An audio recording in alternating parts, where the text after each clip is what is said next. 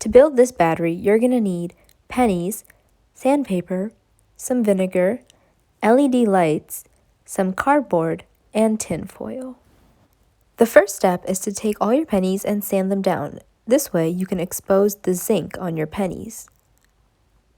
Once you're done sanding, go ahead and cut out small squares of cardboard. You'll want each square to be just about the size of the penny. Once you're done cutting your squares, go ahead and dunk them in the vinegar. You can mix them around and set them aside to soak for a little bit.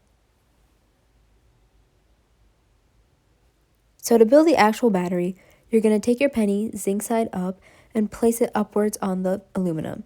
You're going to take a piece of cardboard, you can dry it a bit, and then place it on your penny. So go ahead and just repeat the process, zinc side up and cardboard on top. You're going to do this to the remainder of your pennies until all of them are completely stacked. Once you're done stacking your pennies in cardboard, go ahead and take your little LED light.